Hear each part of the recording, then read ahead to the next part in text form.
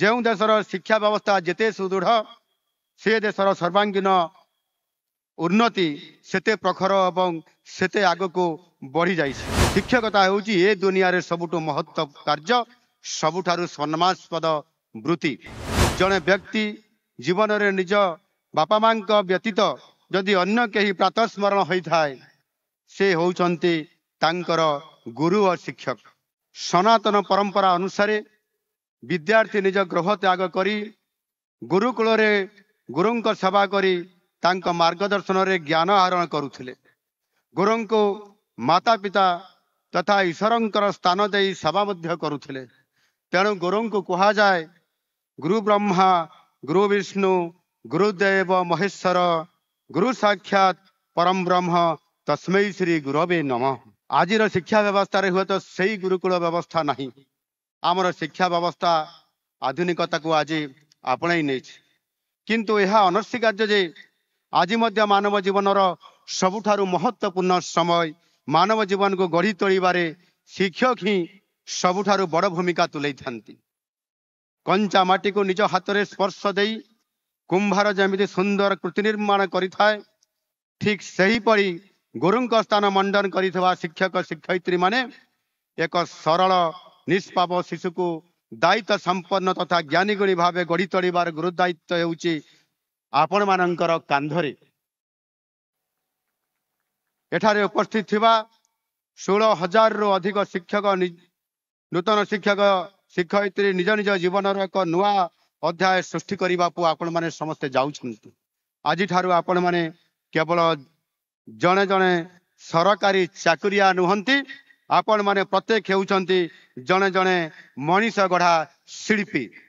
ମଣିଷ କେବଳ ରକ୍ତ ମାଂସ ଗଢ଼ା ଜୀବ ନୁହେଁ, ମଣିଷ ଭିତରେ ଜ୍ଞାନ, ଦୟା, କ୍ଷମା, ସୃଜନଶୀଳତା, ସହନଶୀଳତା ପରି ଗୁଣ ଆମକୁ ଆଜି ଆମ ପାଖରେ ଥିବା କାରଣରୁ ଆଜି ନିଶ୍ଚିତ ଭାବରେ ମାନବ ଭାବେ ଆଜି ଆମକୁ ଗୋଟେ ପରିବର୍ତ୍ତନର ଜୀବନ ଆମ ପାଖରେ ଆଜି ଦେଖିବା ପାଇଁ ମିଳେ।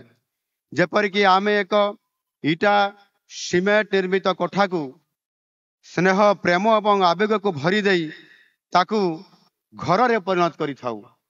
ଶିକ୍ଷକତା ହେଉଛି ଏ ଦୁନିଆରେ ସବୁଠୁ ମହତ୍ତ୍ୱ କାର୍ଯ୍ୟ, ସବୁଠାରୁ ସମ୍ମାନାସ୍ପଦ ବୃତ୍ତି।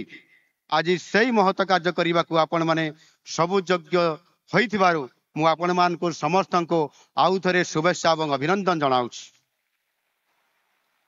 ଏ ସମାଜରେ ଆପଣମାନେ ଅଗ୍ରପୂଜ୍ୟ। ଜଣେ ବ୍ୟକ୍ତି ଜୀବନରେ ନିଜ ବାପା ମାଙ୍କ ବ୍ୟତୀତ ଯଦି ଅନ୍ୟ କେହି ପ୍ରାତଃସ୍ମରଣ ହୋଇଥାଏ ସେ ହେଉଛନ୍ତି ତାଙ୍କର ଗୁରୁ ଓ ଶିକ୍ଷକ। ବାପା ମା ଜନ୍ମ ଦେଇଥାନ୍ତି, ହେଲେ ତାକୁ ଶିକ୍ଷା ଓ ସଂସ୍କାରର ଦୀକ୍ଷାରେ ମଣ୍ଡିତ କରିଥାନ୍ତି ଗୁରୁମାନେ। ତାହା କରିବାକୁ ଗୁରୁମାନେ ଯେଉଁ ତ୍ୟାଗ କରିଥାନ୍ତି ତାହାର ପଟାନ୍ତର ନାହିଁ। ଏହି ଗୁରୁ ଦାୟିତ୍ୱ ମୁଣ୍ଡେଇବାକୁ ଯାଉଥିବା ଆପଣ ସମସ୍ତଙ୍କୁ ମୁଁ ପ୍ରଣାମ ଜଣାଉଛି। ଆପଣମାନେ ଆରମ୍ଭ କରିବାକୁ ଯାଉଥିବା ପବିତ୍ର ଶିକ୍ଷକତା ରୂପକ ଯଜ୍ଞର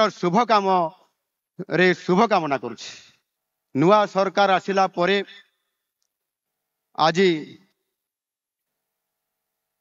ଶିକ୍ଷା କ୍ଷେତ୍ରରେ ଆଜି ବ୍ୟକ୍ତି ବିକାଶର ମୂଳ ଭିତ୍ତି ଆଜି ସ୍ଥାପନା ହେବାରେ ଲାଗିଛି।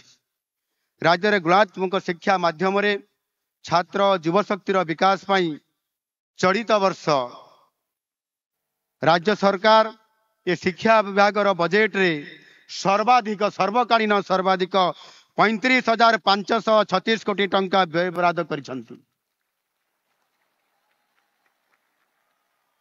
ଏହା ଗତ ବର୍ଷ ବା 2023 ବର୍ଷର ବଜେଟର ବିଦ୍ୟାଳୟ ଗଣଶିକ୍ଷା ବିଭାଗ ପାଇଁ 22,528 କୋଟି ଟଙ୍କା ବ୍ୟୟବରାଦ ହୋଇଥିଲା ଏବଂ ଉଚ୍ଚଶିକ୍ଷା ପାଇଁ ଗତ ବର୍ଷ 3,137 କୋଟି ଟଙ୍କା ବ୍ୟୟବରାଦ ହୋଇଥିଲା। ଏହିପରି ସମୁଦାୟ ଶିକ୍ଷା କ୍ଷେତ୍ରରେ ମାତ୍ର 25,665 କୋଟି ଟଙ୍କା ବ୍ୟୟବରାଦ ହୋଇଥିଲା।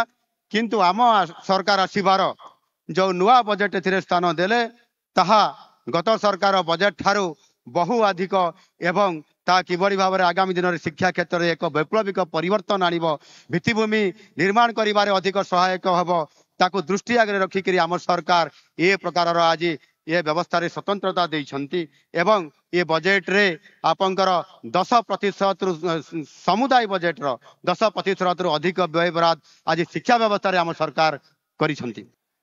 आज हुए तो मु ओडिशार मुख्यमंत्री भाव में कार्य तुलाऊ हेले मो कर्म जीवन मूलदुआ पड़ा जड़े शिक्षक भाव में।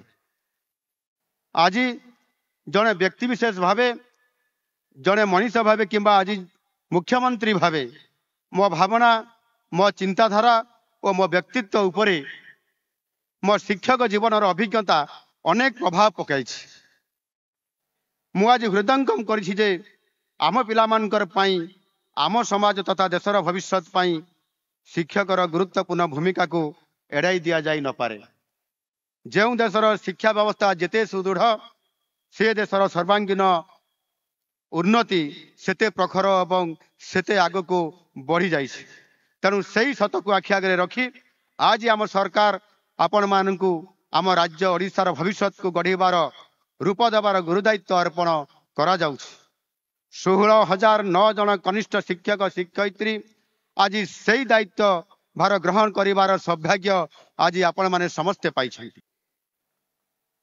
आपण माने समस्ते जानी थिबे आज नूतन भाव में जिते बड़े आपंकर निज निज कर्म क्षेत्र दायित्व नापी जीवे सेते बड़े देखिबे गत सरकार जोठी अनेक से सरकार आपंक मानकर पाखरे समस्त पाखरे डिंडिंग पिटुथिले 5T स्कूल बा एक रूपांतरण स्कूल रो से किभली भाव रे ताहार सफलता करिसंती बोली। किंतु वास्तव रे जदि आमे देखिबा से 5T स्कूल बा उच्च विद्यालय जो रूपांतरण कथा ताहार कहानी बहुत गभीर भाव रे आज आपण मान जेतेबेले से विद्यालय मानकर प्रवेश करिवे जानि पारिबे।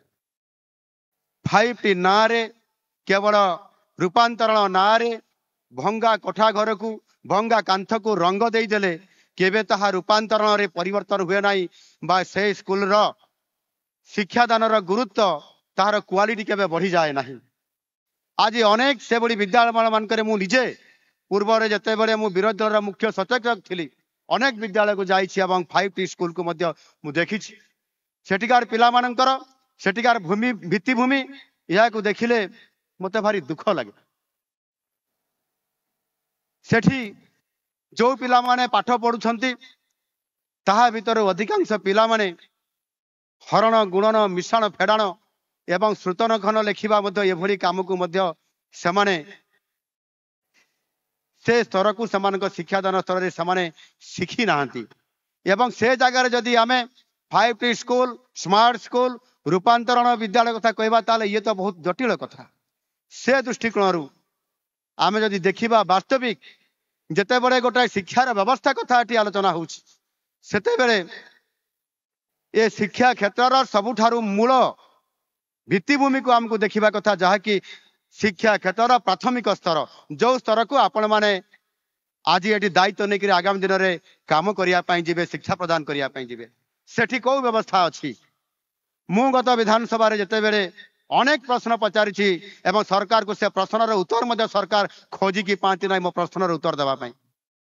जड़े विद्यालय गोटे विद्यालय जड़े शिक्षक अनेक जिले में अनेक अंचल ये प्रकार विद्यालय आज भी विद्यमान अच्छे।